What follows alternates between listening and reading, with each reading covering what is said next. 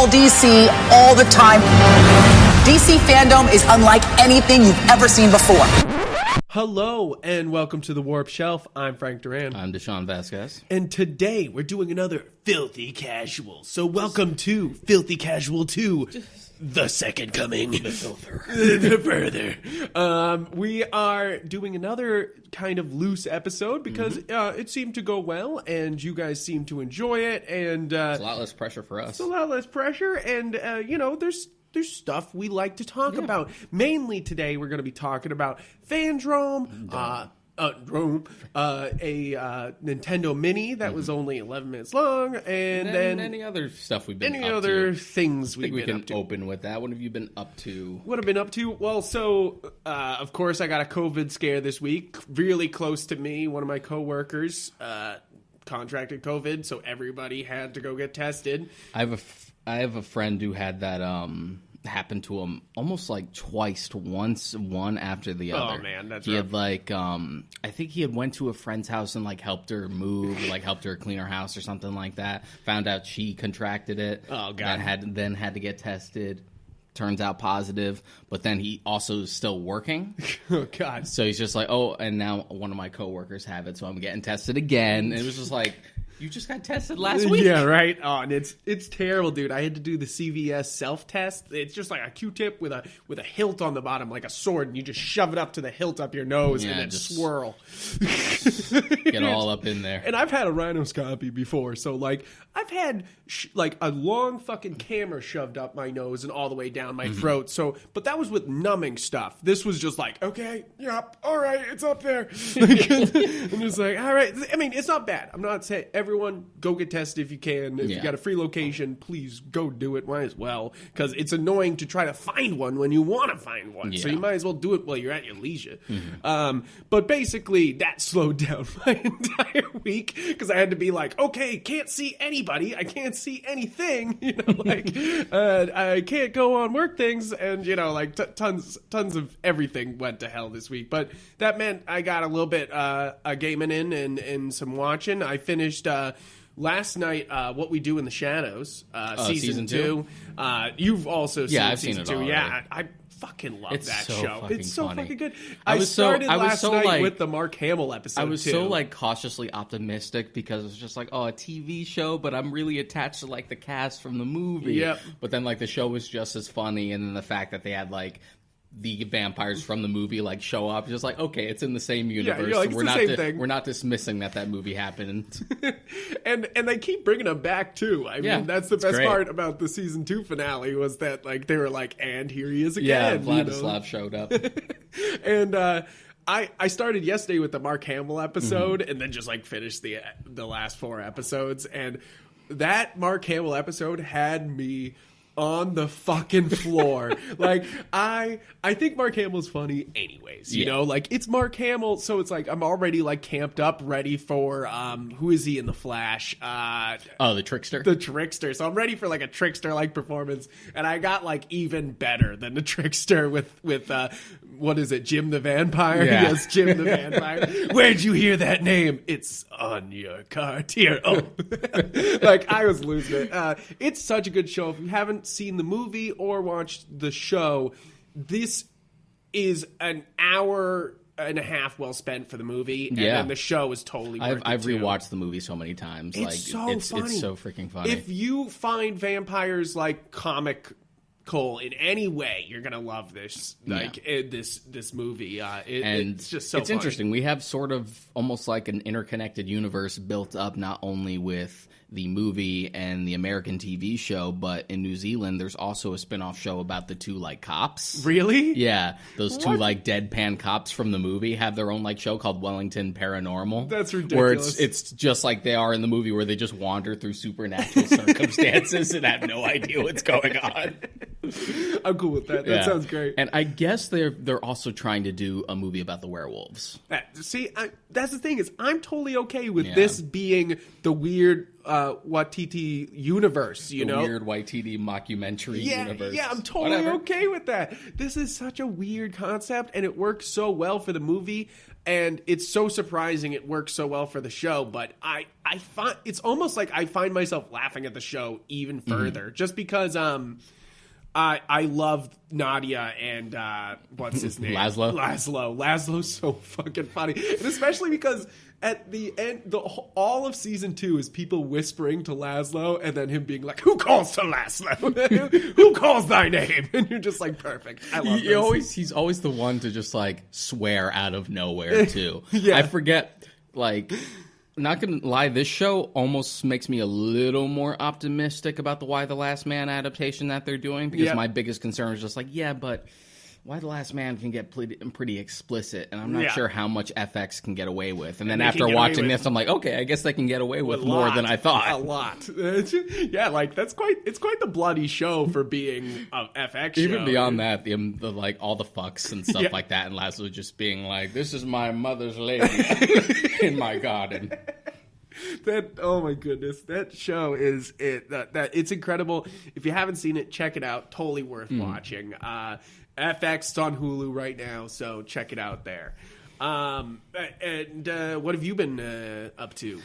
Still on that like Metroid train a bit. Of course. I took a brief break and like dove into Chrono Trigger, finished that. I've never played Chrono Trigger, and I know that's a huge gap in my gaming knowledge. I didn't play it until we like not too long after we had met. No, okay, Yeah, it wasn't a game I grew up with, which is weird because it would be so the many exact people thing to be like, oh, the character design is obviously Akira Toriyama, and it's Square Enix, and I love Final Fantasy at the time, back when Final Fantasy was good. Yeah. So it's just like, oh, but instead I fell into Dragon Quest more and just somehow missed Chrono Trigger, then went back into it when I got to college, and I'm just like, I missed out on something great. Now it's arguably maybe my favorite RPG. It's so good. Really? So what makes it so different than a normal Final Fantasy then? Because you said when Final Fantasy was good. Well, for one, it is still a turn-based system as far as the combat is concerned, but it's active. So it's an active turn-based battle system. Interesting. And it's a little more dynamic, especially given the limitations of games at the time. Of course. So for one, you have your characters in different spots. They move, and you have to like time your attacks correctly, because if you leave your hands off the controller, they're just going to keep attacking. And you have like the bars for like when you can actually have an attack in. Oh, interesting. And beyond that, like it's really team based, which is nice. So there's a bunch of like team attacks that you unlock based on the experience points you level up. And the story is really ambitious. It deals with time travel. Yeah.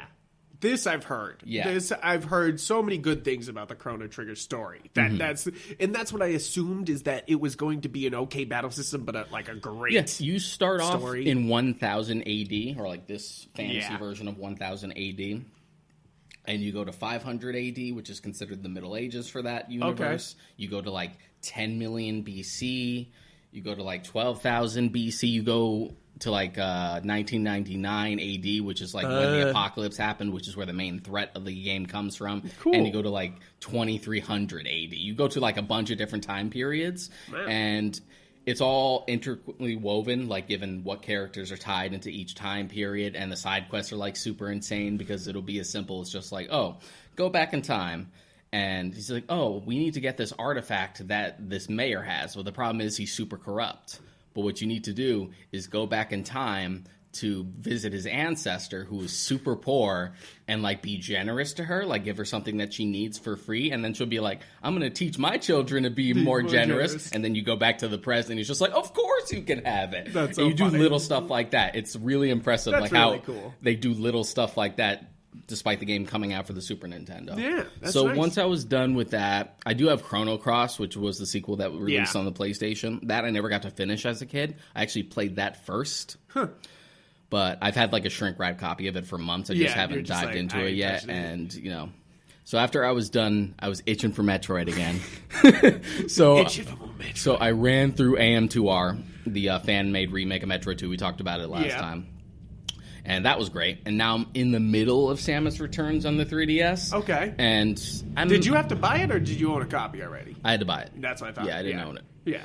And I'm Did you get the amiibo? The question point. No. Because it comes with an amiibo. All right, One of the game's already been out. If you didn't know, Deshaun doesn't give two fucks about amiibo. I really don't. I own most amiibo. I don't own the big boys. I don't own like Big Pikachu and the Sentinel from Breath of the Wild, but I have most of them. Like I have pretty much every Zelda one. I love them. I get that they are pretty much abandoned by Nintendo, but I love them because it's a figurine, but I have an excuse to have it because it works with the game. So it's like, I already got these Pop Funkos, but they don't do shit. It's the perfect thing to pull a wool over my wife's eyes. Yes, exactly. It functions. It has a purpose. It does things. But it's also an excuse to take it out of the box, which is something I don't normally do with figurines, which is another reason why I kind of dig Amiibo is it like stops that mentality of being like, oh, I gotta keep it in the box because it's nice, you know, like that happens all the time for me. I'm like, that's nice, keep it in the box, but then with Amiibos, I'm like, crack that puppy open. I'm like, let's go see what it's gonna do. You know, like I definitely enjoy Amiibo, but you don't give a shit. Nope, I don't. Aside from that, I've been on a real kick with comedy specials. Yeah, mostly late at night because I feel like I can multitask and like keep it on in the background while I'm in like a really boring section of Metroid where I'm just trying to find out where to go next. Especially with Samus Returns, which is way less intuitive than AM2R. So I'm just like, all right, let's just put something on in the background. Yeah. Movie-wise... Who'd you watch, though, for stand-up? A bunch. Some I've seen already. I watched, like, Rogan's. I watched Tom Segura. I watched Christina P's. I had already Christina P's is so good. Yeah, Mother Inferior. Yeah, it was so funny. So fucking funny. I watched Jimmy Yang's on Amazon. That was so good because he was so good in Space Force that I was like, I'll watch anything he wants to do. He was so fucking funny. And I don't think I've seen anybody else's recently, but... Yeah, some of them were definitely refits. And they're just like, I remember this one gag. Yeah, right. Etc. Movie-wise, I watched Ford versus Ferrari and Ad Astra. Interesting. Those are both good. Yeah, you announced... Yeah, how was Ad Astra? Ad Astra was interesting. It was another sort of space exploration movie. You know, those are a dime a dozen. What I like about it is its sense of... like cynicism about the whole thing. Yeah. Because it takes place in like the not too distant future where space travel has sort of become a commodity. And it takes like a really cynical view of it where it's just like, oh, like a spaceport on the moon is just like an airport now. So you see like McDonald's and stuff like that. Like it's not special anymore. Yeah. It's also gotten to the point where there are literal thieves on the moon with like rovers who like ram into people and like try to kill them and steal their stuff. Shit. It's just one of those things where like this used to be a thing we could aspire to do. And now it's like secondhand. And now become better. But now we've just brought all our problems into just a new place. It's just not, everything's the same. We're just in a new location. Yeah. Interesting. So kind of and Ford Ferrari was good? Yeah. As a person who's not really into cars like that, but I was just interested to be like, Christian Bale, Matt Damon. Right? That's two good people. I'm for Let's that. do that. I'm for that. Interesting. Christian Bale, as usual, is killing it. Yeah, of course. Always He's fluctuating his weight. Yeah, always transforming his weight for our entertainment. He's crazy. Nuts. Last week we were talking about, last time we did Filthy Casuals, we talked about what Criterions we bought recently, and I bought a new one. I got Punch Drunk Love because I had to. Yeah, I saw that. I had to.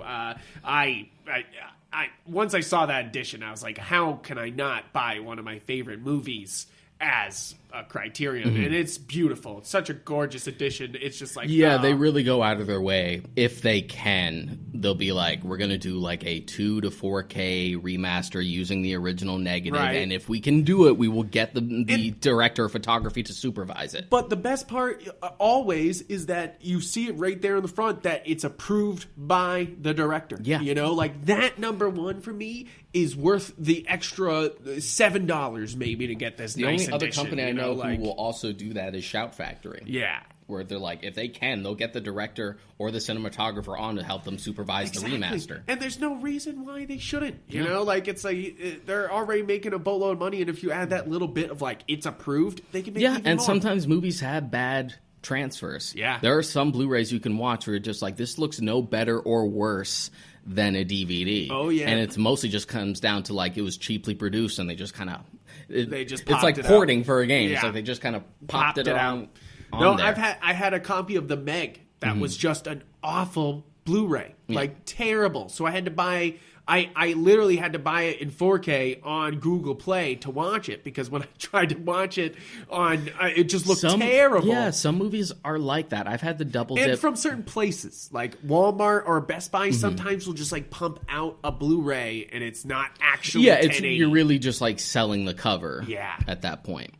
I've had to double dip a few times. Most of the time, at least, it's more just to support. Yeah. Like, I had a copy of Silence of the Lambs already, but then once I saw Criterion was doing one, I'm like, yeah, Frisbee it out. Same thing with, like, Shout Factory doing other stuff. Like, they did their own version of the thing. Mine was fine. It had, like, a commentary track with Kurt Russell and John Carpenter, but with Shout Factory, they're just, like, 3 new commentary tracks.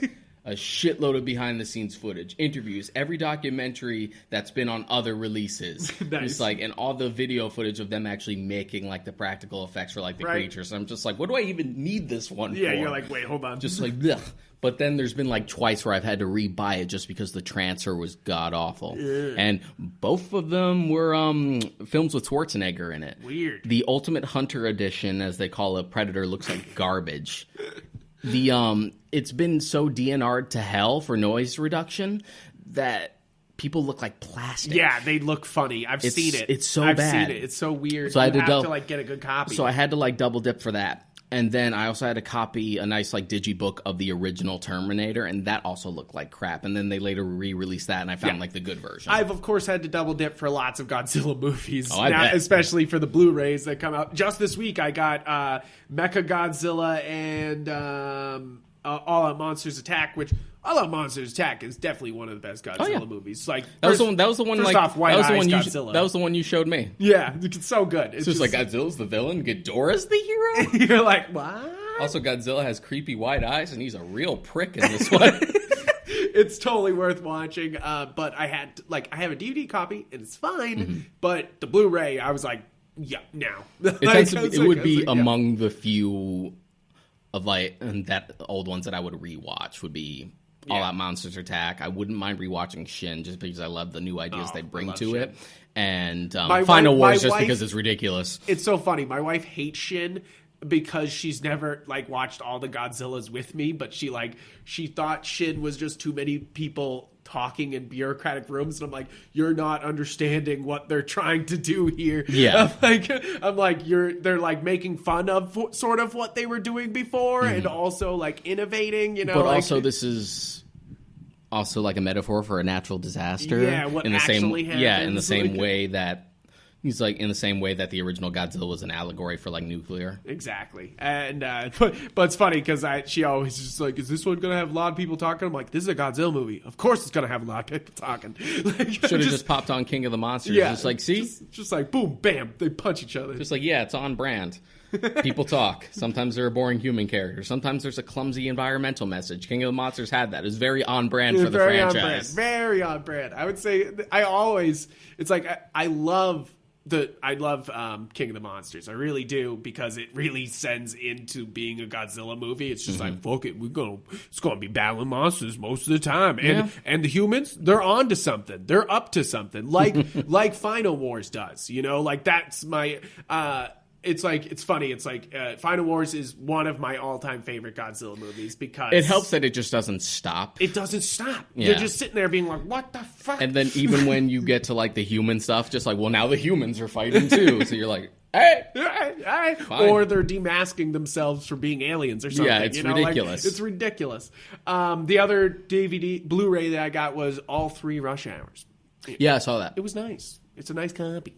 I like the first 2. I wasn't crazy about the third one. I'm not head over heels about the third one, but as always, Chris Tucker and Jackie Chan are I think awesome in it. You know, yeah, they're great together. They're just which is so funny good. for you because you hate like buddy cop stuff. I do, but like it's funny because they're not like, are they cops? Like what? Like like I'm pretty sure they're detectives. They're just kind of handing out ass. So I don't really care. I hate buddy films because they're always just like, but what if we got to get back together and do things together instead of just being like Chris Tucker, Jackie Chan, go out, hand people ass, make laughs. Like I don't have any problems. I think that. they're supposed to be like federal agents. Yeah, I think, in the Rush Hour movies. Which I always think is like Men in Black. That's always the better way to approach it than being like it's a cop and they have to deal with cop. And at least problems. it didn't fall off a cliff like the Men in Black movies did, like immediately afterward. Yeah, immediately afterward. Even 3 is like it's. Okay. When International was coming out, and I still haven't seen International, I haven't. I have not, because I was like, but I saw the scores and I was like, I don't care. But leading up to it, I did want to give like the films a revisit, and I'd forgotten how good that first Men in Black movie is. Like, it's a lot. It's really fucking clever. It's really clever. And then 2 is really bad. I used to like 2 as a kid. I loved 2. And then rewatching it now, I'm just like, ooh. Oh no, it's like and half of the reason why I loved 2 was the prawns, and the prawns are so obnoxious now. Like when I was little, I was like, but just like it's like, wow, this literally is just like beat for beat. Remember the first movie? Yeah. And then the third one, I thought I really didn't like, and then rewatching them again, I'm like, all right, the third one's just kind of. Yeah. I just kind of shrug at it, but it's not as bad as 2. I hate the ending. Yeah. It's definitely just like you're like why and I know that International it just sat like good idea for the cast Chris Hemsworth and Tessa Thompson, like Tessa Thompson in every movie, please, thank you, but like you knew it was wrong because there was like no lines from the movie in the trailer. Like when you watch the trailer, it was just bam aliens, like there was no like funny quippy line, like like funny alien thing. It was just like repeat jokes or like it's a small gun but shoots big, like they have no idea like, what they want to do with it. No, which sucks because on paper International seemed like the right way to go, because the problem with the 2 sequels is that they just felt like so constrained. That first movie got too big for its own good, so they felt like they just had to cater to that as opposed to opening things up. Men in Black needs its show. Is basically it. I think it needs its high caliber. The animated series back in the day was surprisingly good. Yeah, I remember watching that. Yeah. I just think that there is a slightly funny but very seriously taken Men in Black show that could happen on a very serious network. Right now, Peacock could use that to its own advantage. They own Men in Black, like it's Universal. So Peacock, like. I know nobody's listening at Peacock, but Peacock, like, put the money down. Maybe it could be the shot in the arm they need. Because what? You got Brave New World as your one original show, and then you have something with the terrible dude from Friends. Like, fuck off. Like I can't watch Friends strictly because of David Schwimmer. What's his fucking name? Is that his name? Yeah, David Schwimmer. It's like I can't watch Friends because it's Friends. I know, yes, of course, but like he's the part that annoys me the most. Like it just. It's like Ted Mosby. Sometimes I'm like you're annoying, Ted Mosby, because you don't learn anything from your mistakes. But like he's just, oh my goodness, is he so stupid in Friends? It's just like all the plot in Friends is just terrible, and you're just like, and it strictly stems from him, which is just not it's just a terrible way to write a show. Then the thing is, Friends couldn't even have the decency to just be bad. It had to be bad, but also influence sitcoms of its day, like for a while after that. Forever. Change how sitcoms are treated too. It's like it went from being like we're doing sitcoms to being like $1 million business sitcom, like well, they're $1 billion business. Friends, like coming back to HBO Max next year, 2021. They're doing their special. I think so. Yeah, like I know we don't care, but like that's important. Like that. The only reunion at this point would be that I would give a fuck about would be like a Frasier one, and it would have been a Fresh Prince one back before James Avery died. You will not like a Seinfeld? Seinfeld would be nice. Yeah. It's just Seinfeld. It's like you're all still alive. Yeah, that's the thing. That's what I was like, saying. Like, I would have loved a Fresh Prince one, but then James Avery died. So yeah, so it's like, too late. Exactly. Even they're trying to do a Fresh Prince of Bel-Air remake right now. Yeah, I saw that. And they're going serious, is what they said. And you're like. That's not a good idea. Like, I mean, that worked for Riverdale. Riverdale. That worked for Riverdale. Surprisingly, you know, like to be like dark and gritty Archie comics. Yeah, like, right. You're like, what did you say? Did you say Archie is dark and gritty? Like Archie and hot? You're like just like Archie. Just like Archie and Jughead, Betty and Veronica. Yes, gritty. Yes. And some producer was like, green light, green light, green light. The minute he saw that, for me, I'd be like, But it's also like the perfect show for the CW because it's just about it's just about a bunch of hot like 20-year-olds playing teenagers, and it's all just like teen drama. Which which if you look at it, that is the modernization of what those Archie comics were. Yeah, and those Archie comics have gone on forever. Literally, Riverdale could go on forever. It's the perfect CW show. They love extending a show until it's way beyond its death rate. Supernatural. Flash. Like, I'm not saying Flash couldn't be saved. It could definitely be saved. This is not the show to save it at this point. I saw the Mirror Master stuff from Fandom. This is a good way to turn it into Dome. It's Dome, not Drome. I thought there was an R. Fandom. Not Thunderdrome. Not Thunder. That's not. It's not Thunderdrome either. It's not that either. It's Thunderdome.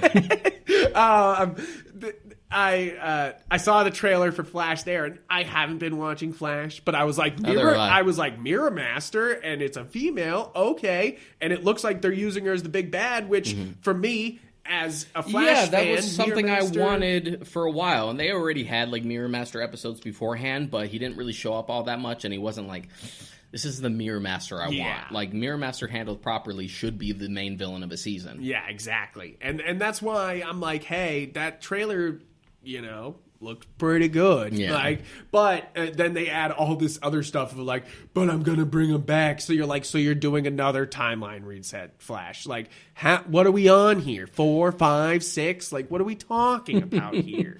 Like, it's just going to turn into one of the jokes where you're like, where it's good to place. Yeah, we're just going to restart Barry again. is to the universe and the timeline what Zeus is to everything. Yeah, he's just like, I fucked it up. I fucked it up good. Mm-hmm. You're like, damn you, Zeus. But Fandom. Let's move into Fandom a little bit.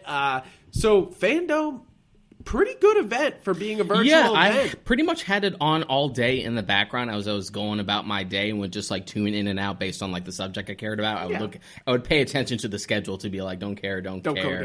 I'll watch this. Yeah, it makes a ton of sense. You're just like, yeah, fuck that. What helps about it is that despite it being like a big 24-hour event, one, you could tell as a guy who does webcasts, is a Herculean effort. I did a 14-hour webcast last month. I can't imagine running a 24-hour webcast. It helps that most of it was like pre-shot. Yes, of course. It definitely helps, but it still was going to be like, oh my God. But what I loved about it was that no subject ever overstood its welcome. Each had its time, but it didn't go on forever. Yeah. Like panels of fans asking meaningless questions would be like, what was it like to work with Chris Pine? Yeah, you're like, shut up. Stupid questions like that. Like, it never lasted too long. It was always just like, bam, bam, bam, here are the details, here's what you came for, moving on. Because, that's the worst part of any convention is the fans. It's like, it's the cool part that the fans get to ask questions, but it's also the part where you're like, could any of you think of a good question? No one ever does. Nobody thinks of a good question. I feel like that's where you should really appreciate journalists, is that you see these people try to give questions and all of them are bad. And you're like, oh, thank God for journalists who could come up with a goddamn good question once in a while. I went to a panel for Boston Comic Con with like Sean Schemmel and Chris Sabat because I grew up being a huge Dragon Ball fan. you can listen to our podcast about Dragon Ball. And I knew going into it, I'm like, I'm just here to hear them talk and like be in their general vicinity. Yeah, of course. But I know people are going to ask stupid questions. Yeah. There were more dumber Dragon questions. Ball. There were dumber questions there than there were for like the My Hero panel with Justin Briner and Sabat. Yeah. Because everyone knows My Hero fans are stupid. They are. I love My Hero. I'm not saying anything bad about My Hero. It's one of my favorite anime of all My time. Hero fans have like a real stick up their ass. But the thing especially, I'm an Overwatch player. You know how many Dekus I kick their ass every day? I'm like, Deku, come here. I'm going to beat your ass like Bakugan. Bakugo. How dare you. Sorry. But I knew. But I the thing with making a good DBZ is joke. that DBZ attracts meatheads. Yes. Because So- it's the constant power fight. It's the my Goku can beat up your One Punch Man. So there was plenty of fucking questions like that. You think we'll win the fight? This character. I'm like, ugh. Yeah, you're like who cares? Who cares? And I saw you like the tweet the other day where it's me watching Death Battle for just the analysis without laughing at any of the jokes. It's just a very straight face while watching. Yeah, it's that. me as hell. It's like because that's where you should go for that stupid power fantasy stuff. Don't bother these guys who play characters. Not even the writers. These are guys who are actors. It's like, why are you asking these questions to these guys? You know, Because people are dumb. it just doesn't make sense. Like a writer, yes, if you went up to Josh Whedon or Scott Snyder and you had these questions of who could win what fight, those are legitimate questions because those are coming from a dude who creates the content. Yeah, he can actually give you an answer. It's like that's just coming. That's like, I don't know. It's like asking Henry Cavill for if Superman can beat up certain things. It's like why are you asking him these Or questions? like the amount of people before, because like Dragon Ball Super took so long to get dubbed. People would like bother Sabat and Schemmel all the time. It was just like, when is it going to get dubbed? He's like, we don't know. Yeah. We just act. Yeah, we just do the thing. We're not Funimation. It's kind of sad that so many people just kind of don't understand how things get made. So that's why it happens, is that like I feel like it's a lot of like disconnect between a fan and how the actual thing is made, you know, which is why you should listen to this podcast because we talk about the process. And you're not. No, because we talk about the process a lot, you know, like how it was actually fucking made. Because there's no reason that we should waste fucking nice convention time with fucking who should win in a fight, you know, like that. I remember like with Boston Comic Con, like going up to Frank Quitely, and I knew exactly what question I had because I'm like, he doesn't show up at conventions often. No. I'm getting my All-Star signed. Yeah. And I'm going to ask him a good question because I'm not missing my opportunity. And I asked him like what he thought about the All-Star Superman like animated film, like how that an actual thing for him. You know, like and how that movie like translates his art style but sort of like augments it to make it fit for animation. And we had a great conversation about it. That's awesome. See, like that's the thing, is you can actually have a great conversation. I don't know if people know this, but you can ask questions to open up conversation. Yeah, I had the exact same question for not Ed Brubaker, Ed McGuinness. Ed McGuinness, yes. Yeah, because of the Public Enemies movie. Yeah, exactly. Because that translates his art style like almost perfectly like, for animation. So I asked him what he thought about that. Yeah, seriously.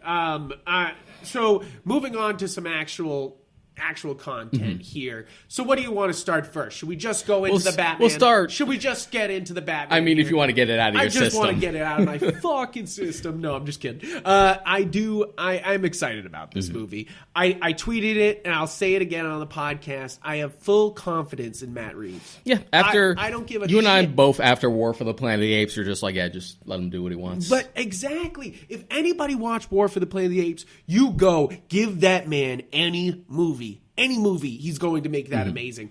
Making a third sequel to the modern Planet of the Apes movies. And the first two movies were already good, and he had done the second one, and that had already like pushed it in a different direction. And then he does the Return of the King of Monkey movies, and you're just like, holy shit!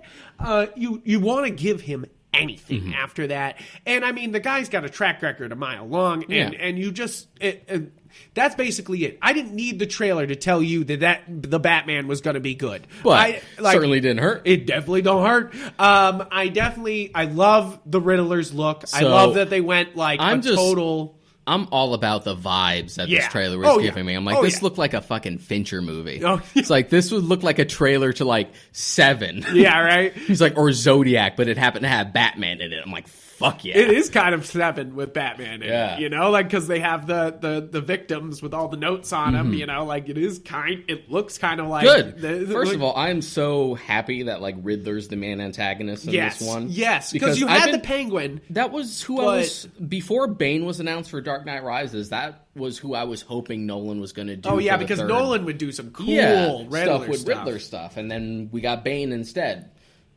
Yeah. Which, you know, ended up turning out which is really actually well. pretty great. Yeah. But I've been pining for, like, a modern version of Riddler. Yes. And for me, a modern version of Penguin. Like, so of course, this is a Batman movie. Like any Batman movie, you can't just have one villain. You got to have multiple villains. So we got three here. We got Riddler, we got Penguin, and we got Catwoman. So first off, that's a great lineup. To me. I know that sounds to many Batman fans, you'll be like, that's kind of standard. But to me, that's a pretty fucking cool lineup. Yeah, you know, it's already giving like Long Halloween vibes where it's not going to be afraid to have established characters like in the universe and have them serve a function. Because they've said several times this is year 2 Batman. So, yes, we might get a flashback to some pearls falling, but we're not going to see the Waynes fucking die. Like, which, as my wife always says, do I have to watch the Waynes die again? And I tell her, yes, you open your eyes and you watch the Waynes die again and again.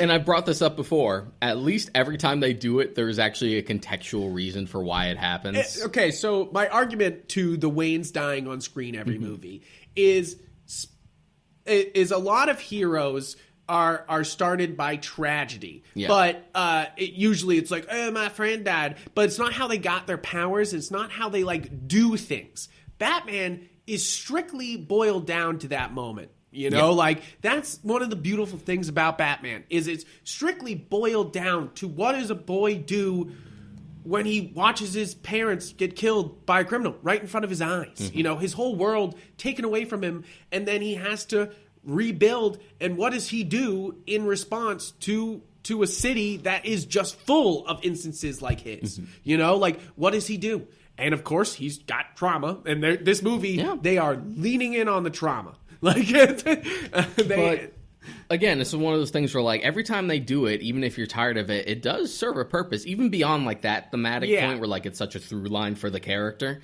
But you think about it, it's just like Batman 89. It's like, well, it wasn't really done to death at that point. Yeah, it had to happen. Yeah. Batman Begins, new origin, so do it again. Do it again. BVS, it had to, like, serve, like, the Martha thing. Which at least they just did it in the beginning. Right at they did a Watchmen intro, and they just kill her right in the intro, and you're like, hey. It's just like, that's the reason that it's there to, like, set up the Martha thing. Yeah. And then even with Joker, it's there to, like, show it from a completely different perspective. Exactly. Leading up to it. So you're just like, at least every time it's done, like, it seems like it's like, well, it serves this point. Yeah. And it's not like you have to see Gwen Stacy's neck snap to understand why Spider-Man does his thing. Yeah. You do need to see why Batman does his thing, because he's got no fucking superpowers. He's just out there kicking some ass. And that's what this trailer is. Boy, that one shot where he beats the fuck out of that one dude. I know. I had on the trailer, and I was like, oh, cool. And then I was like, I like leaned in when that part happened. I was like, do what? It wasn't even just that. He already like knocked the fuck out of him, but then he gives him the double tap while he's on the floor. You're like, God. Damn. Right off the bat, I know those are Penguin thugs.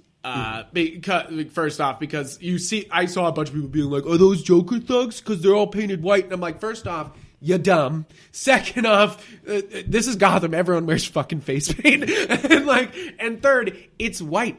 Like a fucking penguin. Like, you know, like, it's not white covering their whole face to look like the Joker. Or it could just be its own gang. No, it's absolutely, I think that it'll be Batman fighting Penguin as a mob boss, and he'll have to run into Penguin's gang. And kick the shit I know out. Colin Farrell's playing him. And he disappears in that trailer. Yeah. If you've seen the shot of him, I had to back There was the a few trailer shots. back. I'm like, wow, those are some heavy prosthetics.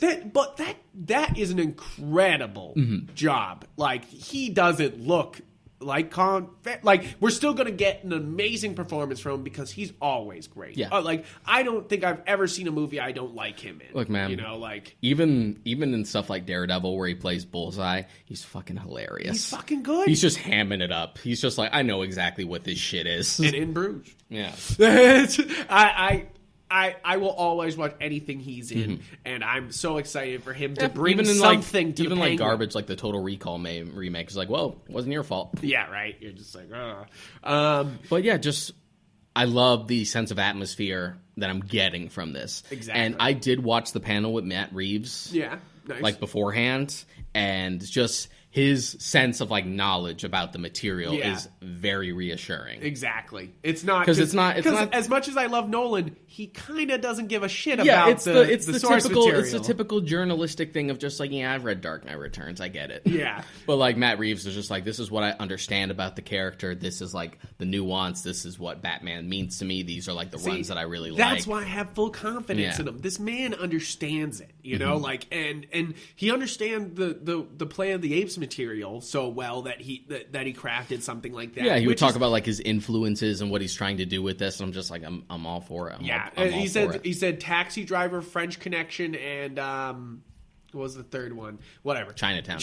Yeah. Which I'm not a huge fan of Chinatown, but those other two movies, holy shit, you know, like, and you can see it. You can see it. And plus, like, Riddler is already so just scary, given what little we've seen. And plus, Paul Dano's one of those actors who's always been so good in everything, but hasn't had like major pushes. Every time you see him in like a bit part or something, or if he's playing a minor character, he's always amazing. Yeah, he's killing it. He's so good. But it's sort of like overdue for him to play like a supervillain. Yeah, and to all the Battersons, we're gonna call them Pattersons, Rob Pattinson, Battinsons, all the Battinsons haters.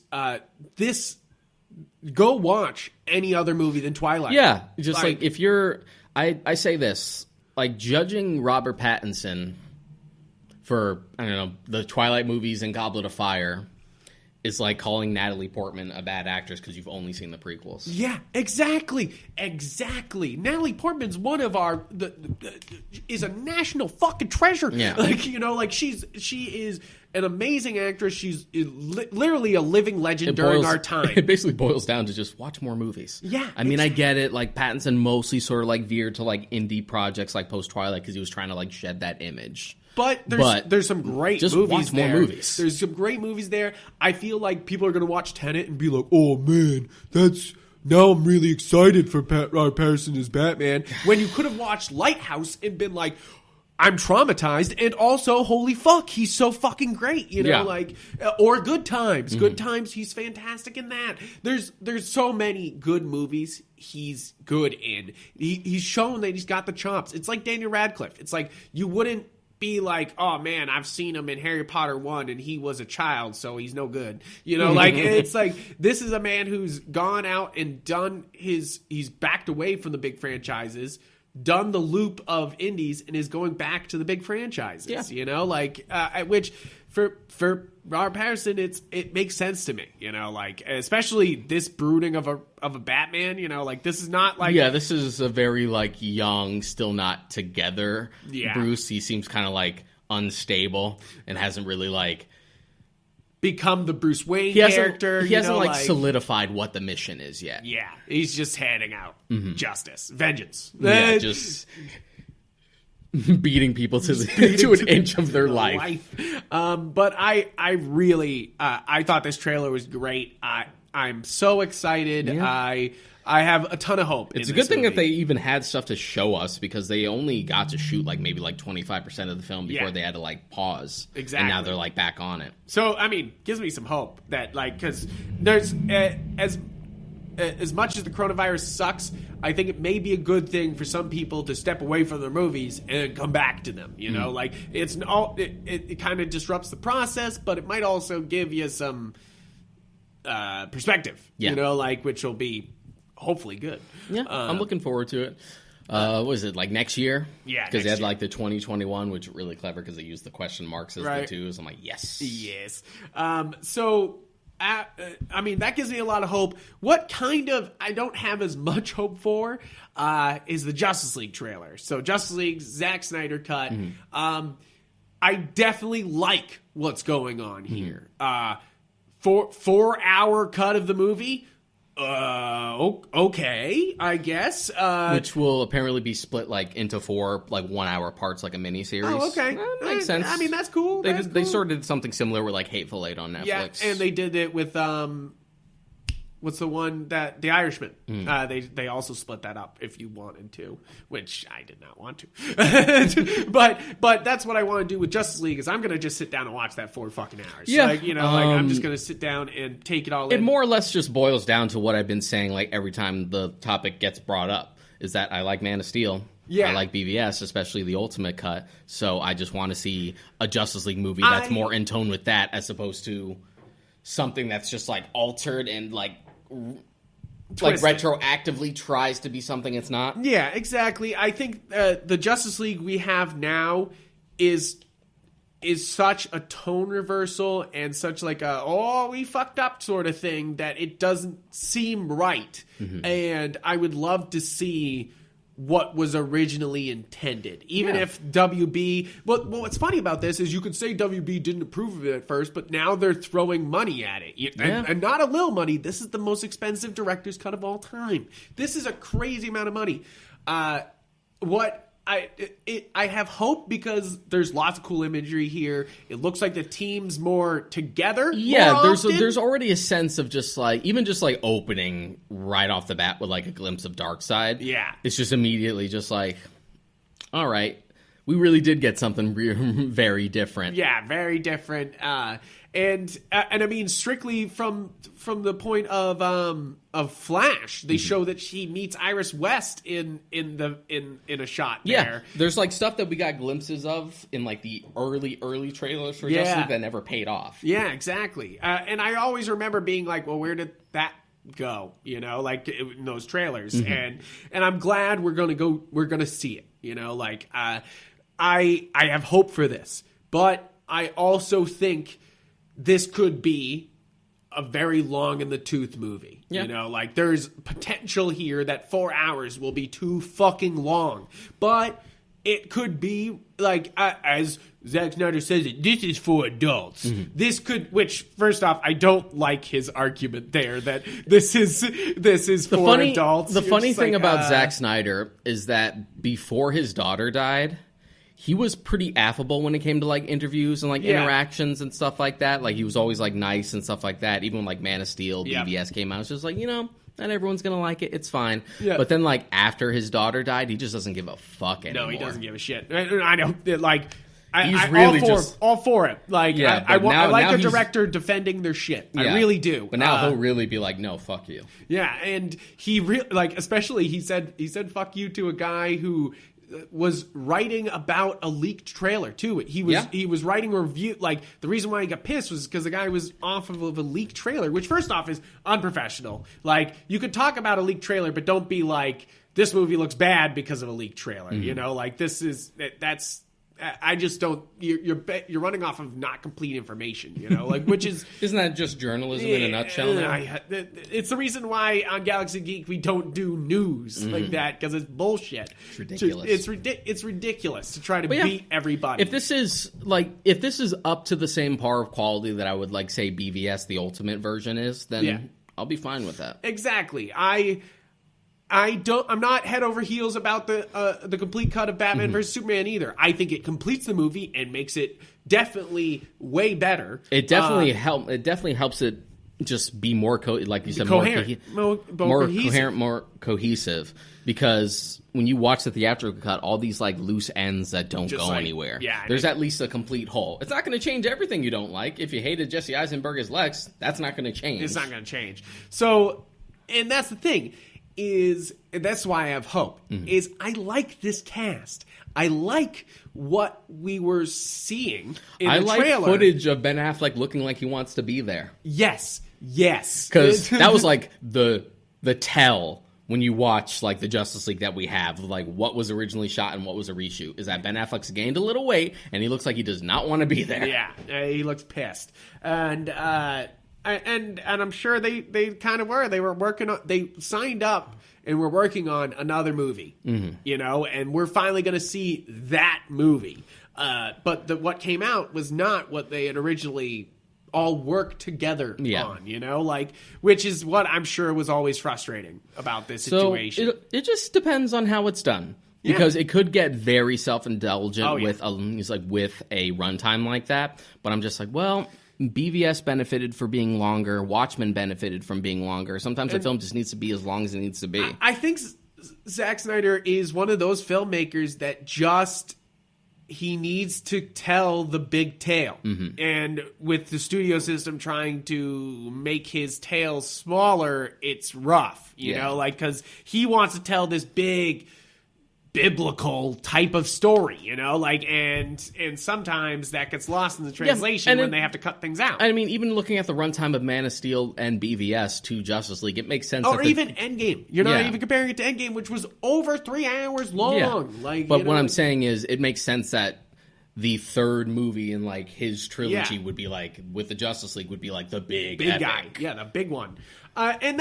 And that's what got me excited. I didn't come out of watching that trailer. A bunch of people texted me being like, I bet you got a fucking huge boner from that trailer. And I'm like, I actually didn't. You know, like, I definitely was excited, but it definitely didn't my give reaction, me, like, woo! My Justice reaction League. was more just like, I'm happy that he finally gets to like have the film that he wanted, more or less. Yes, exactly. But it was just like, huh.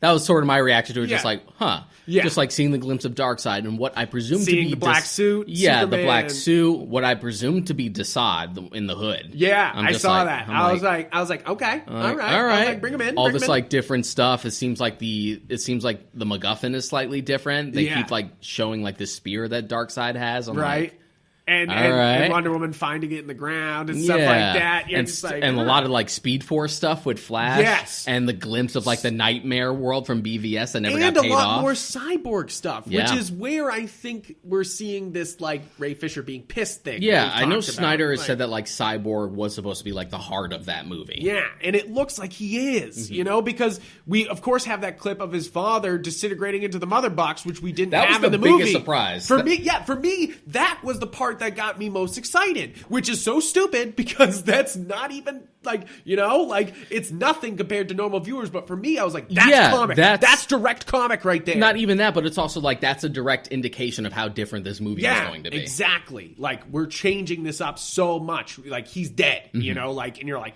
yes. Also, it's nice for like the color correction and the lighting to be consistent. Oh yeah. Because oh god, in certain places, Justice League is such an ugly looking movie. It's why the Batman is going to be such, you know, like any of the DC movies where they just let them free reign. Here's the thing about filmmaking, kids, especially when it comes to particular costumes, you have to like film it in a certain way so that you don't see the seams. Yeah. But when you fuck with the color correction and try to make everything all red and vibrant, they just look like cheap costumes at that point. Like that really showed for like Henry Cavill's Superman outfit and like Affleck's bat suit. Which looked great in Batman vs. Superman, you know? Like, it's just that they're basically the same suits, so you're kind of like, what the fuck?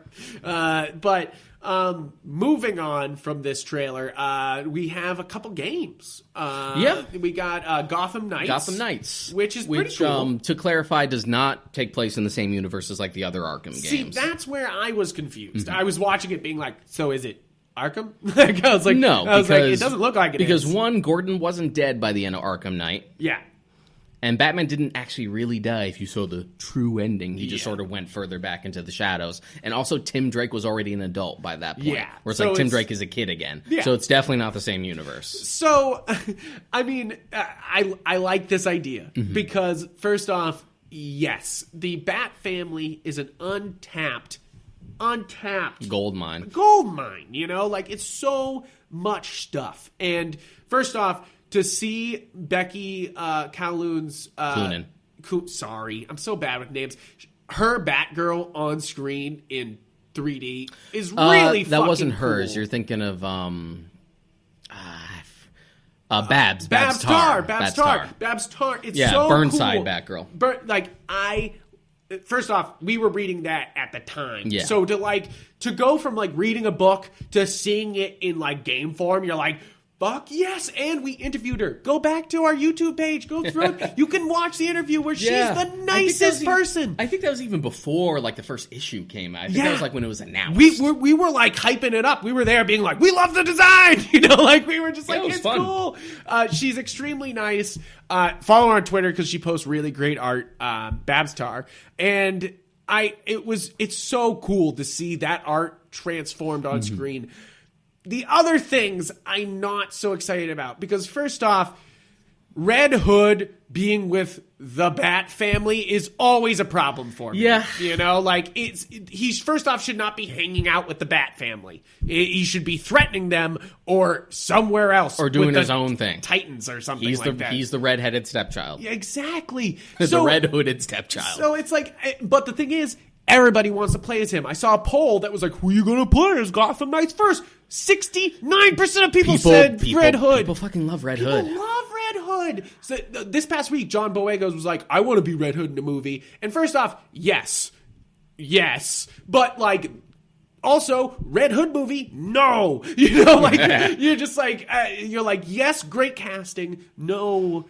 An adaptation of Under the Red Hood for live action would be a great movie to see. I do not want to see a Red Hood solo flick. No, yeah, exactly. I don't want Red Hood the Outlaws. I don't want to see Red Hood. I don't want to see Red Hood anything solo. No, he has a particular purpose. So in Gotham Knights, it's like, sure, he really shouldn't be in the team, but hey, it's about as good as you're going to get. If you want a gun-toting Batman character, you got the gun-toting Batman. That's basically what it boils down to. But so my problem with that though is you include him.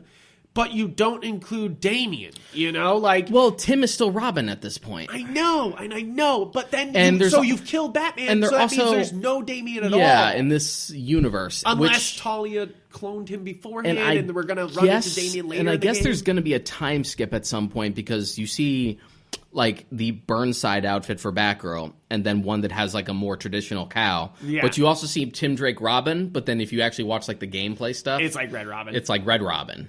Yeah. See, that's my problem there, is that I know people are like, oh, fuck Damian. I guess it could also be just a sense of variety. Yeah. Because Damian, aside from, like, the sword play, might seem a little too similar to Tim. But that's where I'm like, give me a fucking katana to cut people down. But no, I get it.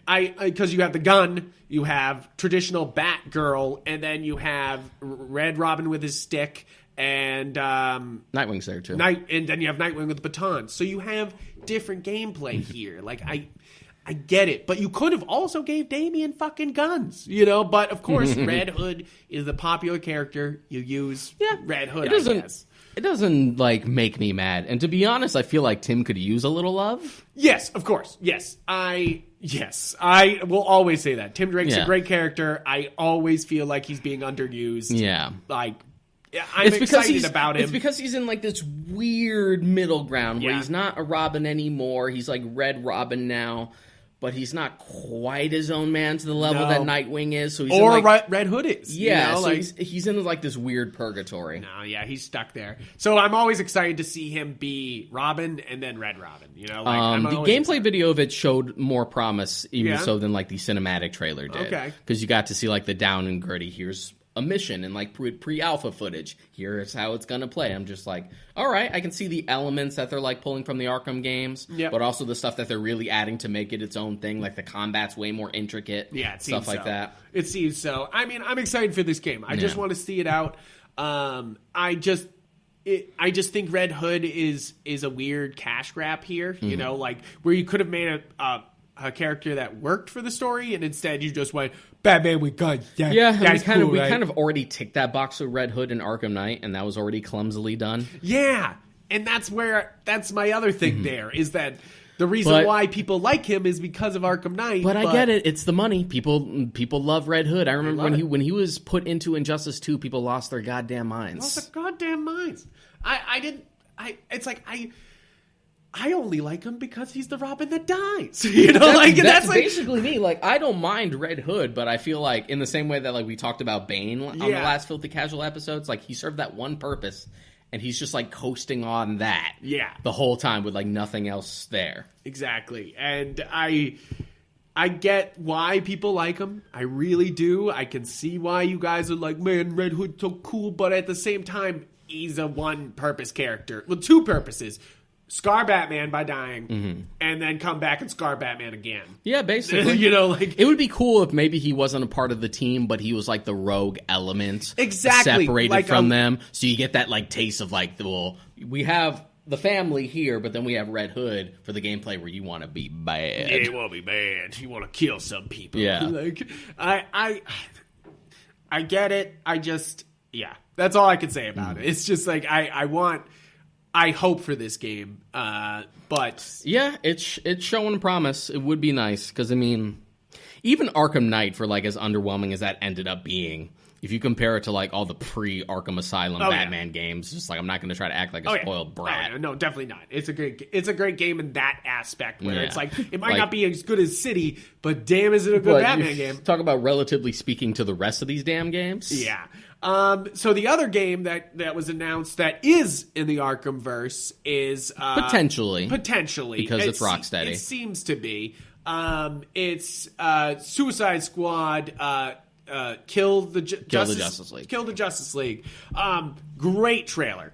Like, I know it's just a cinematic, and I hate those. I really do. I hate it because you're like, this is a game. Fucking show me gameplay. Don't show me nice, pretty screens. Sometimes the gameplay's just not ready enough to really show anything. I totally get that. I get the process. Like, you don't want to show alpha footage. You know, like it's not going to be pretty.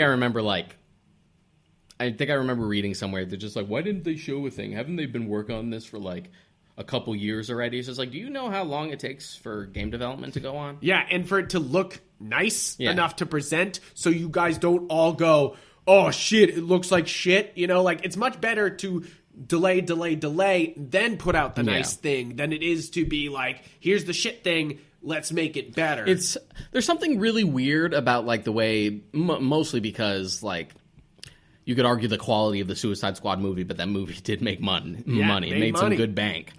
But it's just weird that we've sort of like propped up the Suicide Squad as like this really cool like bad team, when the point of like the original Suicide Squad run by John Ostrander was just like, the point is that these are just a bunch of C-list characters that I'm going to kill. These are a bunch of C-list characters. No one else is doing anything with them, so I'm going to just put them in one spot and then murder them. And that is...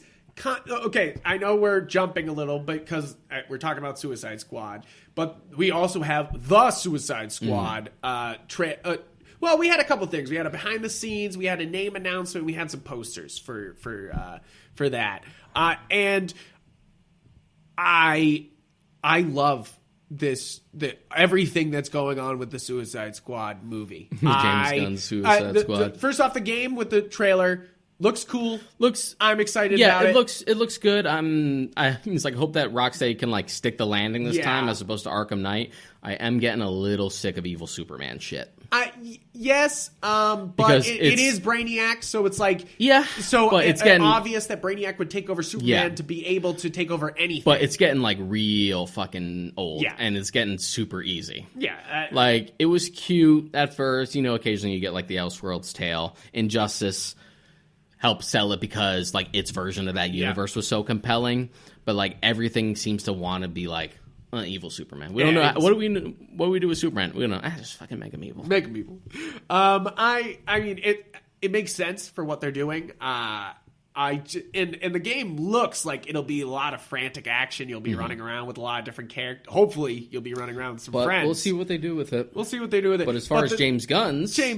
So one thing I have to say about this is that this movie makes Suicide Squad look like an asylum version of the movie.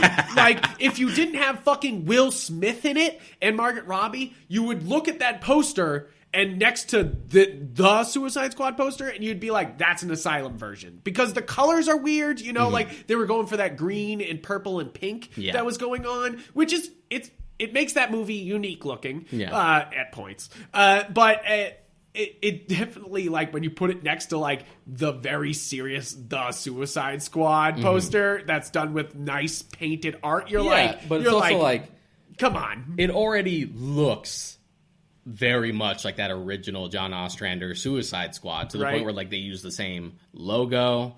They just add the to it. The fact that like Rick Flag is just like a dude with a shotgun and a yellow T-shirt like he is in the comics, and the fact that they're just adding a bunch of just C-list and D-list and fucking Z-list characters to throw in there. I am super hyped about this movie. I think it looks super good. I mean, you had me at Polka Dot Man. Yes, you literally had me at Polka Dot Man. When they were like they showed when they were like Polka Dot Man, I was like, I'm in. Like I was just like, and even stuff like Ratcatcher and stuff like that. Right. Like and fucking I never thought I'd read the headline Idris Elba as Bloodsport. You know, like you're like, what did you say? From fucking John Byrne's Superman run?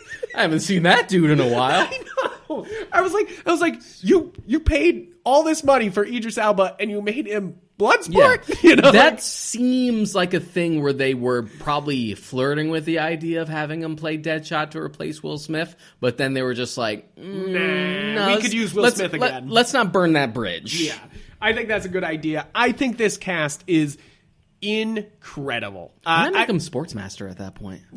Right? No, because they don't they have Sportsmaster? No, they don't.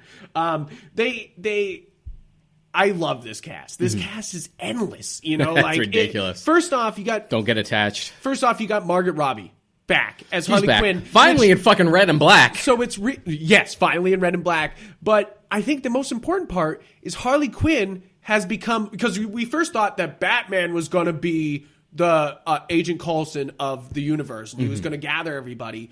But now we realize that fucking Harley Quinn's the real person drawing the whole entire DC universe together. Yeah. Like, in reality, all the decent, like, if you're talking Birds of Prey and this one, she's bringing all these decent movies together, you know? Did you finally watch Birds of Prey yet? I have not. But I have heard good things, and it's on my list. It's more or less just like, what if Suicide Squad like had any amount of polish and like any sort of like direction as to what it wanted to be? It's basically what it boils down to. And it was also like not in this weird place where it's like it could be an R, but it's not an R. Like they just went for the R. Just like fuck it. It's and fun. This one's definitely an R. They've already kind of shown. It's very much in the same way that the Harley Quinn show is like. They're very much pulling from like the Amanda Conner, Jimmy Palmiotti stuff. You're just like, that's the way to go. That's the way to go. This cast is incredible. I mean, so we already said those guys. Pete Davidson as Blackguard, Jay Courtney as Captain Boomerang, which for me is awesome. That makes me happy because he was like one of the like few things I really liked about Suicide Squad. As little a role as he had, he was just fun to watch. It was so funny that he like dicked off. You know, too. Like I've never seen, and plus I've never seen Jai Courtney so happy to be in something because he had that stint where he like tried to be the action guy. Like he was like John McClane's son in Die Hard 5, and he was really bad at it. But I think now that he's just like playing a stereotypical Australian guy, which I mean he is Australian, so he can get away with it. You're like, okay. He's just never seemed like he's had more fun, and I love the fact that they just lean into, even in the first Suicide Squad movie, it's just like it's a dude who throws boomerangs. Yeah, right. Just like fuck it. Even so the Suicide Squad game, they kind of give him comic powers where he can throw the boomerang, but also he's got super speed to the boomerang, which like a cool idea because yes, you are going to give him playable moves in the game, but also it's kind of interesting because you're kind of like, he doesn't do that usually, but okay. You know, like you're like, I'm okay with this. You're like, in game wise, but movie wise, I'm totally fine with Jay Courtney just whipping boomerangs at people. This cast just keeps going though. Nathan Fillion is TDK. Viola, which from what I hear is supposed to be Arm Fall Off Boy. That would be so fucking But I think funny. they just renamed him. I think they said it's supposed to be like the Detachable Kid, which is a way cooler name than Arm Fall Off Boy. And I'm just like, that sounds ridiculous. Even if there's a part of me that's sad because you motherfuckers should have casted Nathan Fillion as Hal Jordan years ago. Anything. Viola Davis is back as Amanda Waller, which...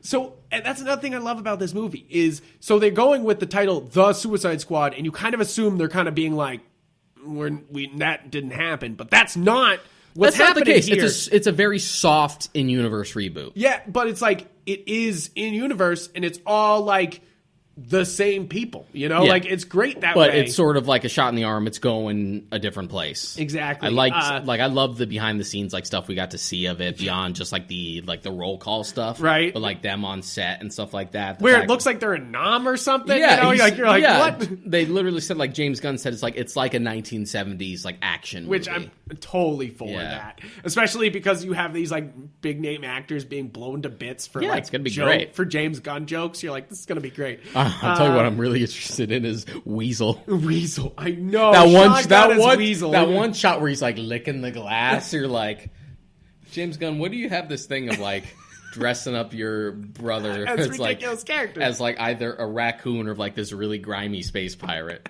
Why do you like to dirty up your brother, James Gunn? It's so funny. It's so funny they bring it in Roker as Savant. Savant, yeah. You know, that's great. John Cena's Peacemaker in the most comic accurate costume. It's literally the costume. It's like It's just that like- was the entire Fandom was made because of that for Mm-hmm. me, because like sure there was lots of great things happening, but then to see how much like we've come as a superhero loving society. Yeah. We've come from being like, whoa, we can't do the normal Spider-Man outfit, to being like, put fucking Peacemaker on screen and make him played by John fucking Cena. You know, like, you're paying so much money to bring in Peacemaker. I fucking love it. Like, you know, like, this is the type of shit that is why the DC fanboys are different and weird, is like, we get excited about these weird characters being brought in, you know, like, it's like, the Marvel people were like, oh, I'm so excited for Inhumans, but in reality, Inhumans sucks major dicks. And then you have this, which is way better. You know, like I get excited for like Polka Dot Man, Ratcatcher, the Detachable Kid. You put Shaggy Man in a movie, I'm gonna lose my damn mind. Oh my God. Or fucking Condiment King. oh my God, I thought there was going to be Condiment Oh, that'd be King. great. Oh my God. But we do get Polka Dot Man, of course, and the Thinker with Peter Capaldi. Like, he's he gonna looks be really cool, too. He looks so fucking funny. I will take Peter Capaldi in anything, but Peter Capaldi with fucking rods in his head. Right, you're like, yes. Fluenberg as Javelin, which is super fucking funny. You're just like, oh, okay.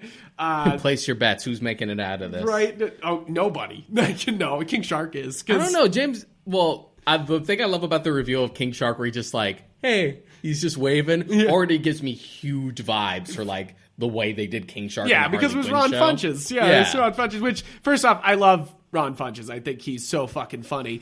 But I also agree with this casting of Steve Agee as King Shark. He's the voice of him. If you've ever watched New Girl, he's the homeless guy who lives outside of their apartment all the time, and he's in so many other things. He's in Guardians of the Galaxy. That's the reason why he's here, you know, like, because James Gunn is just like, well, I'll take everyone from Marvel. Yeah, it's like, the same reason Michael Rooker and Nathan Fillion are here, too. right? They're just like, okay, fuck him. But he's so fucking funny, and he's got the voice for it. You know, like that kind of like soft but somehow strong voice. You know, same Ron Funches was able to do. You know, like he's able to sound soft, but like somehow still a shark. Yeah. You know, like you're just like, okay, all right. Ratcatcher 2 is in this fucking movie. You know, like this is a crazy movie. This just, And the thing is, James Gunn has the exact type of sense of humor to probably be like, the people who are actually going to make it out of this won't be the obvious ones. yeah, exactly. I would not be surprised if like Polka Dot Man actually made it all the way through. Just Yeah. for James Gunn to be like, hey. Polka Dot Man's in the I remember next James movie. Gunn also saying that, like, because during the panel they were asking, like, what his favorite, like, DC characters are and stuff like that. Yeah. And he says, I'm a huge fan of Batmite. And Oh, I'm just yeah. like, motherfucker, That's- if you put Batmite in this movie, like you put Howard the Duck in I Guardians. know, right? Like, Jesus Christ. I don't need that worship shit. the ground you my walk God, on. The sheer balls. Yeah, right, is amazing. So good. I think that the real highlight of the whole fandom was the Batman in this. I think the Suicide Squad fills me with Yeah, because way more aside hope from than that, the there was Justice more League like does. TV stuff with the Wonder Woman. With the Wonder Woman stuff, it was just more like Here just it is again. a little more stuff than we've seen before. We're like, Yeah. we got a full glimpse of Cheetah. That's basically what it boiled down to. I just want to see the damn movie already. Yeah, right. I'm just like, give me my Wonder Woman. Like, but don't make me pay $30 on Disney for it, and or HBO Max, which is what they would probably do. Yeah, I wonder how that's gonna work. Speaking of HBO Max, I watched An American Pickle. Yeah, was it good? It was all right. It was all right? It was all right. Seemed funny. Kind of weird. Yeah, it's of course. just like it's just weird and fun and kind of quirky. Like I enjoyed it. Good stuff. Good stuff. I have to get on it. So, is there anything else for Fandom? Because we already those were the major ones. Those are the major ones.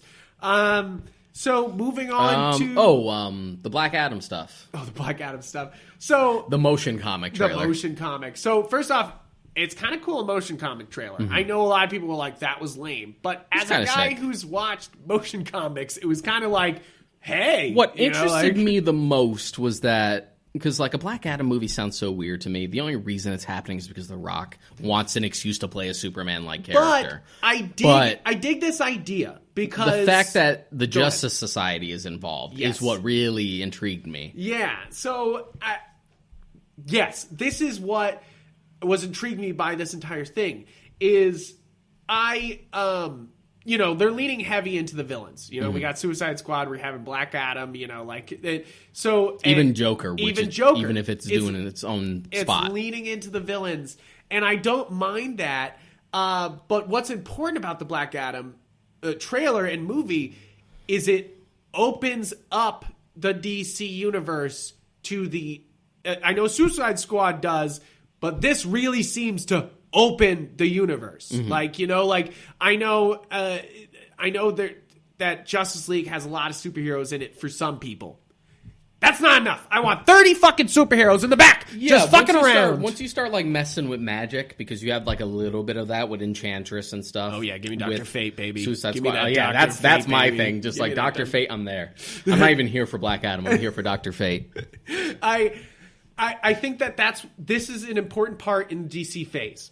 This is bringing in true magic into the DC universe instead of just Enchantress and Shazam. We're truly bringing in the magic, and it's important because we're gonna get a villain's perspective instead of a classic. Here's Shazam doing another thing, which the Shazam 2, Fury of the Gods, cool title. Yeah. I'm sure it will be fun, just as fun as the first one was. Yeah, first one was great. First one was fun. I had a really good time with it. It's a good time, but they all don't open the universe up to the Justice League extended that I want. I want the DC animated universe extended Justice League. I want fucking huge. I want Hawkman. I want fucking that's the thing. Hawkman could be in this one, there's lots of things. Yeah, and that's another thing that opens Black up Adam. the universe. That really opens like DC's like Earth located like mythology, because it's, depending on which version of Hawkman you're doing, you're either getting an alien Thanagarian or you're getting like the immortal. Yeah. The reincarnate. Which I'm cool with either. Which would fit better for like Black Adam's lore. And there's been jokes that it might be played by Ryan Reynolds as Hawkman, but who knows? I don't think so. But I'm sure Ryan Reynolds will play someone in the DC universe eventually, just to be like, sorry. Yeah, here you go. Here I am. Here's your apology. Yeah, right. I'm sorry for Green Lantern. Mm-hmm. But because I know The Rock was tweeting at him about this. He was like, "You're playing Hawkman." But what's interesting about this is also that this is The Rock getting involved with DC. Mm-hmm. Which we've heard about for years. They've been talking about it for years, but they hadn't figured out where he would fit in, and I think they figured it out. Black Adam was one of those movies, just like Suicide Squad, where it had been in talks for the longest time, as early as Dark Knight Rises was coming out. Of just this is happening, we're trying to get it off the ground, just we'll see. Eventually Suicide Squad actually did come to fruition. Yeah. So Black Adam was always one that was sort of sitting in this weird spot, but then after Shazam came out, it's just okay, maybe we're a little closer to it. Maybe we're a little closer. And I really do think we're close here. I think it would be smart not to fight Shazam in this first Black Adam movie. Mm-hmm. Bring in the other superheroes. Have him fight Superman. That's how you get Black Adam movie to really pop off. First off, you got The Rock, and then you bring in Henry Cavill. You got a fucking movie there. Yeah. Don't play around like Shazam, where we're gonna maybe show his torso at the end of the movie. Fucking put DC characters in other DC material. That's the great part about what's going to happen here is we got a big Suicide Squad. We got a big, we're starting to expand the universe, and that will be very important. I hope. Seems like the right way to go. Exactly. Moving on out of Fandom to Nintendo Direct this past week. I don't really have much to say about the Nintendo Direct other than sure was a lot of rhythm games. Sure was a lot of rhythm games.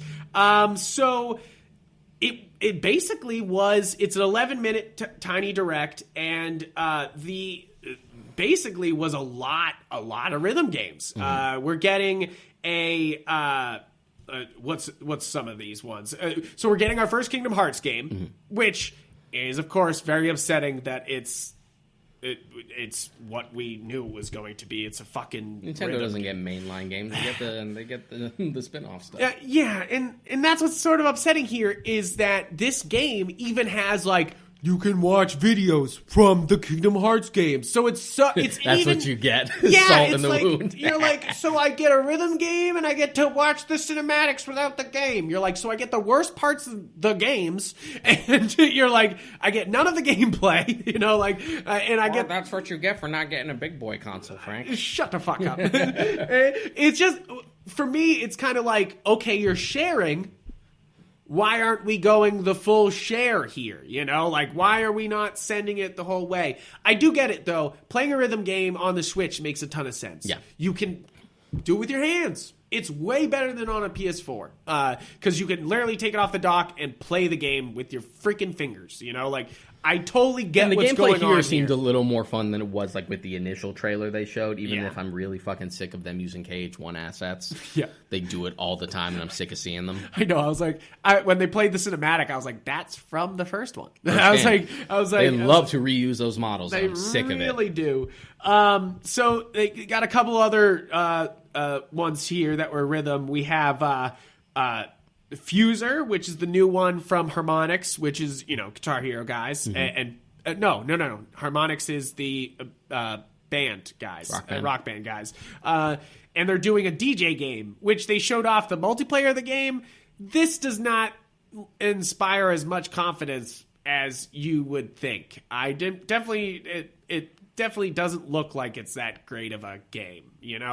As much as I have faith in Harmonix, I definitely am not hugely into a DJ game. I can DJ by myself. I don't need to go onto a game to do it. It just seems so ridiculous.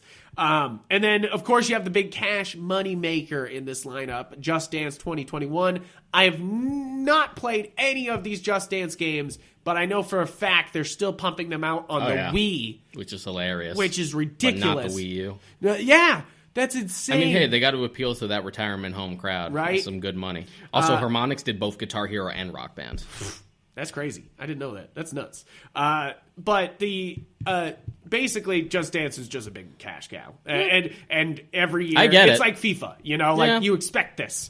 The surprise of the rhythm games for me was the I'm gonna mispronounce this, so I'm just gonna say it. The Rhythm Drum RPG game. I'm not gonna try to say the fucking name here. Taiko no Tatsujin. Thank you. First off, one of my favorite rhythm games. I love a drum rhythm game. It makes a ton of sense for me. You actually hit something, it makes it's for a rhythm game that makes sense because on Guitar Hero you're not actually playing chords, or actually finger picking. So it kind of bothers me. That's why Rock Band was such a good step. It was you're playing the instruments, instead of clack, clack, clack, clack, I'm always reminded of that Guitar Hero episode of South Park. Yeah. Where he's in a restaurant, just how good do you play? And he just starts clicking on the guitar controller. And they're all like, what? And the people in the restaurant, even though it's not hooked up to any sound, are just hey, I love this song. I do love these games normally, and to see an RPG version actually gets me kind of excited. I know it's a rhythm game, so I'll probably suck at it, but I might spend money to get this one, especially if I get the actual attachment bongo. As far as new stuff, there's really not much in the next coming months. The only thing I got on the docket is like the Pro Skater remaster. Yeah. But aside from that, I've mostly just been hitting my backlog. So, but so my one thing, I know I'm talking about the rhythm games, but the one thing I wanted to bring up was that I did download World of Tanks Blitz and I played a bunch of rounds this morning, maybe 10 rounds of the game, because I wanted to give it a shot. I like any free-to-play game on Switch. I'm like, okay, let's try it out. They just named this game wrong. They call it World of Tanks. Just call it Tank Sniper Elite, because that's all this is. You take your tank and you find a fucking good spot, and then you just wait for motherfuckers, and then you just pound on them, and you just beat the shit out of them. It's such a slow game, and first off, it's slow, and then of course you have tank controls. Like, if you were like, man, I hate the tank controls in Spyro, or you love the tank controls in certain. Spyro doesn't have tank controls. The original one had a little bit of tank controls. No. I'm Resident Evil. Resident Evil. Yeah, Resident Evil has tank controls. I'm sorry, I had a weird but Resident Evil, yes, tank controls. If you were like, man, I love Resident Evil tank controls, you're gonna love this game. But if that fucking frustrated you to no end, you're gonna be like, holy shit, could this tank just turn the fuck around? Nope. You know, like... I mean, it got to the point where, like, when the original Resident Evil games, like, the remake of 1 was ported to the PS4, they had an option to be like... We could take that off. You could take that off.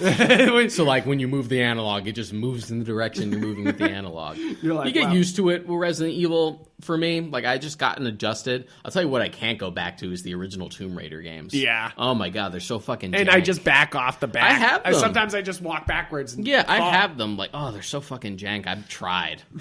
But World of Tanks Blitz, it's just a sniper game, you know? Like, so for certain people, this will be your game. It's got historical tanks, an endless fucking tree of tanks you can unlock.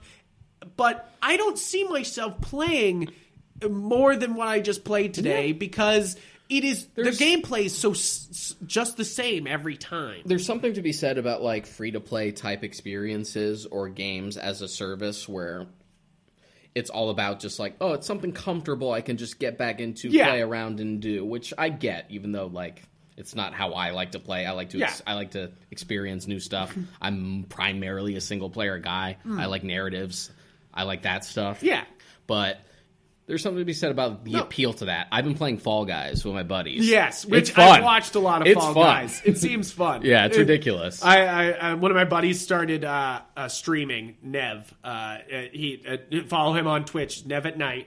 Fucking funny dude, and he's playing a lot of Fall Guys right now. And it seems like such a fun game. It's ridiculous. Like, it's fun. Battle Royale. It's silly. It's Mario Party Battle Royale. Yeah. Which, to be fair, Mario Party should feel fucking ashamed for not putting this out as their last because game. Mario Party hasn't been, like, stellar in, like, years since, like, arguably the GameCube. Yep. And if you bought the one on Switch, you're probably disappointed like Yeah. I am. It's like, fun, cool, 1 or 2 times. And then after that, you're like, ooh. Well, like, that's Fall a shame. Guys, I know people just keep fucking playing. But I've been playing more often than I usually do with my buddies because everyone's got so much free time now.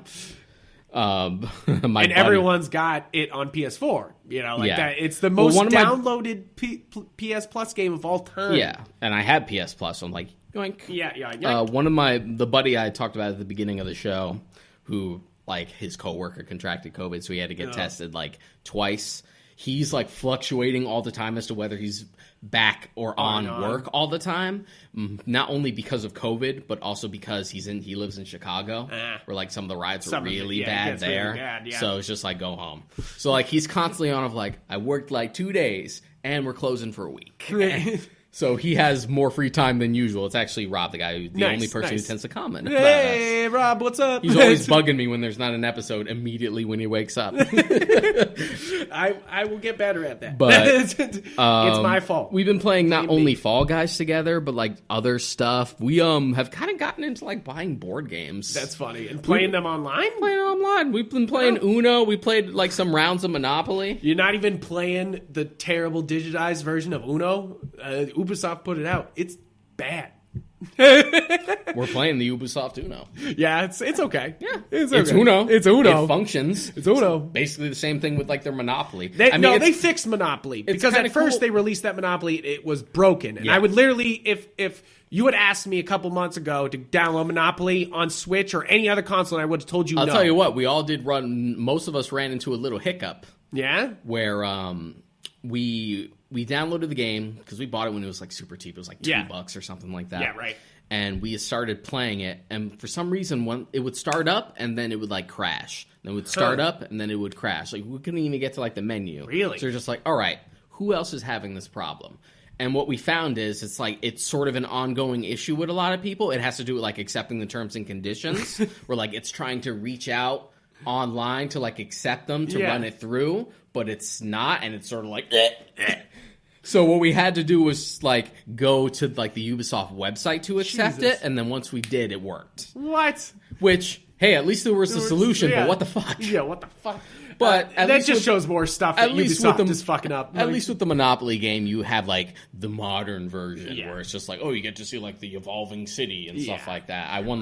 I won 2 games in a row, which is exciting for me because I very rarely ever finish a fucking game. A game on Monopoly, yeah, exactly. Let alone win. Yeah. But I won twice in a row, and the second time was the comeback of the century. It was just like, it was down to me and one other player. I am down to like $200. If I fall in the wrong space, I'm out. Other player has like $1,200, but I had like loaded one particular spot that I had for a Monopoly with a shitload of houses, and it was just like, fucking land on that place once. And then it's just like, okay, now I'm stable. And then it just kept going where I kept rolling enough not to fall on her stupid spaces. And it got to the point where it just completely turned the tide. I had a friend who was playing with us, and once he lost, he was just like spectating and watching the rest. Yeah. He left to go eat. And then he came back. He left when I was like at death's door, and he came back with like he completely turned around, and I'm like in the thousands. He's like, "What the fuck happened? What the fuck happened here? This should be over." That's great. Definitely, yeah, they fixed that game. It was not loading well on Switch. Yeah, there's other stuff we've been like trying to try. Like PUBG is one of the free games for this month on PS Plus. PUBG's always free. Yeah. It's free. It's free all the time. But PUBG was mostly for Microsoft at the time. Now it's like everywhere. over on this side. Yeah, it's everywhere. So we'll give that a shot. PUBG's fine. We'll try it. It's the classic battle royale. Yeah, the proverbial one. It's like when you think of a battle royale, PUBG's it. Mm-hmm. You know, like. But as a guy who's played PUBG. And played Fortnite, Warzone now, a bunch of other battle royales. It's like I almost think that they're kind of old and tired at this point. Like PUBG, I felt to be fair, like the battle royale, like oversaturation is how I felt about oversaturation on first-person shooters in the early 2000s. Exactly, and to the point it's still kind of around, but it's not as bad. You just kind of accept it.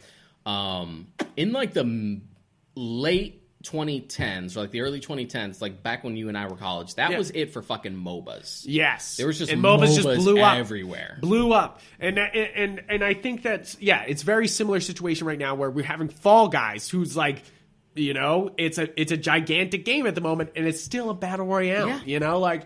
We peaked with Tetris 99. Yeah, right. Once you have like Tetris, the battle royale, you're just like we've hit meme level. The subgenre has peaked. Let's move on. That cracked. But the thing is, it's still good. You know, like, see, you can make fun of it, the genre battle royale, but it comes down to that as a player in an online game, it's cool to be like, these are the set people I'm going to play against, and I'm going to beat them. Yeah. You know, like, and I think that's why it works. PUBG, I recommend to people who want like a realistic, battle royale. You know, because Fortnite has turned into the comic convention. Yeah, it's become very different. It's a comic convention now because you have PUBG where it's all green, grays, battle, like, you know, like, and then you look at Fortnite. And it looks like you are literally walking into a Comic-Con. You have people dressed up as Thanos, you know, like as Captain, you know, like people have ridiculous. Tons of superhero stuff now. People have a bunch of sponsor stuff. It's still the king, though. it still sits on top for a good reason. It keeps it fresh. There's no other game that keeps it as fresh as Fortnite. Just now, while we were sitting here, they announced Fortnite Chapter 2 Season 4 Battle Pass and a Nexus War launch trailer. I don't know what the fuck that is, and I'm not playing Fortnite. Yeah, I just try not to, because know? I've never even like played a full game of Fortnite, because like I had downloaded it, and then this was like early on. So it's just like, oh, you're going to have to wait like an hour in a queue. She's like, no, I'm going to play something else. Yeah. And then just never ended up going back to it. And much like Minecraft, when that first hit it big, I tried not to be the guy where it's just like, just because kids like it, I'm going to shit on it. Yeah, exactly. And that's how I was with it. I've actually had a lot of fun with Fortnite because... First off, it's on every system, and it's crossplay. You know, like, so you have friends who you don't usually get to play with. I fucking hate it because kids floss all the time. It's like, don't act like you didn't do the caramel dancing back in, like, 2010. Exactly. You big baby. You're a big baby. But then I'm playing Warzone. I'm playing a lot of Call of Duty Battle Royale on my phone, and I know it's pretty much the same on everywhere else. See, that's a mix. It's like, it looks like PUBG sometimes, where it's like, oh yeah, we're all military, but then all of a sudden you have like a dude standing next to you who's like glowing for some fucking reason, you know, like because he's unlocked some crazy Call of Duty skin and his gun's on fire, you know, like, and you're like, okay, so we have this customization feel without being like, we look like a Comic-Con where anybody can be anything and it doesn't fucking matter anymore. But you also have, like, the fun part of the Call of Duty like Battle Royale is that you go to your favorite maps. But to me, that's kind of stupid because I've played those maps a billion fucking times. So now you're just telling me I have to go play that same map you gave me already again, you know, like, and sure, I can move from one place to the other, and it's cool that I walk from one Call of Duty, basically, like, Modern Warfare to Black Ops, you know, like, cool, like, kind of cool ideas. But overall, you're just kind of like, you gave me what you already made, you know, like... Isn't that the way, though? I know, it's... Like, Call of Duty is basically a sports game at this point. Yeah. Yeah, and the Battle Royale is the end game. Yeah, you know, like and so is the mobile game. It's the end game. It's a good thing I very rarely dip my toe in that pond to begin with. Yeah. Because I'm mostly a single-player guy. So I stopped playing Call of Duty after the fourth one. Yeah. Like, those first 4 games were, like, fantastic, and then after that, I was already starting to get tired of it. I've played a lot more because we used to work at GAU, which we used to host the tournaments, so I'm a little bit more versed in Call of Duty. But as far as gaming is concerned... There isn't really anything huge coming out lately. No, and that's why the Direct was kind of disappointing, is that you're going to announce a mini Direct. If it's just a Nintendo Direct Mini that's just about a partner showcase, I wasn't going to expect much. No, I'm definitely okay with them. They labeled it right. Yeah. They didn't come out being like Microsoft did, where they're like, we're going to fucking show off the Xbox One, and then they showed off Assassin's Creed. Yeah, you know, exactly. you're like, fuck off. But, hey... It doesn't mind me when there's a dry period like this, because there's always that time to, like, just tackle that backlog, especially with you with a million games that you buy but don't finish. I got a fucking huge backlog, and I would love to finally crack into them. I'm still in that place where I'm playing a lot of Idle Champions. I'm playing Overwatch because my brother, I bought it for him, so now we're dueling, so that helps a ton in that game.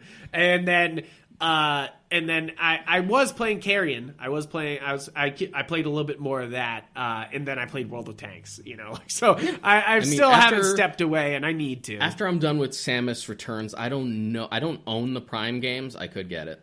Yeah. I could just jump into Prime after that, or maybe jump into Chrono Cross. But then just your luck, you're going to buy those games, and then they're going to be like... That is what I'm worried about. Is that there's going to be Prime 3 and the remastered There's collection. that fucking... Yeah, there's that Prime 4. Prime 4. Sorry, Prime 4 There's been that rumor for years that we're going to get like a trilogy on the Switch. We got one on the Wii. Yeah. It makes sense. And there's been these weird rumors lately where Nintendo is going to... kind of open up the Switch, it seems like, where they're going to put old Mario games, old Zelda games, you know, the Primes, like, which they've already been doing. They've been slowly putting out old games, but there was that big rumor that they were going to put, like, all the Marios on one cartridge and then give you that, you know, like, which... Cool idea. Like, because first off, if you're going to sell something to Animal Cross numbers, you got to come up with something crazy, you know, like, and something like all the fucking Mario games. But at the end of the day, I don't mind it. It just gives me the opportunity to tackle what's in the pile. Oh yeah. I think that Prime's a great game, and I would love it on Switch. I would love it on Switch. Handheld Prime. I mean, I have a working GameCube. I could get it. It wouldn't be that expensive. We'll see. You'll probably see like, oh fuck, I did it. Like next week. Oh yeah, Instagram fuck. or something. I like, did it. I did it. Let's keep going. I did the thing. So yeah, I mean, there was a couple other games that were shown off during the Nintendo Direct. A collection of Saga Final Fantasy Legend, which I've never played these games. Have you? Yeah, a little bit. Yeah? Because I told you I was never a huge Game Boy kid growing up outside of Pokemon. So yeah. it's more just like a way to have that game accessible. And then something called Best Friend Forever, which looked pretty cute. And then of course there was Puyo Puyo Tetris 2, which to me, you could have just kept putting out updates for Puyo Puyo Tetris. Why did we need a Puyo Puyo Tetris 2?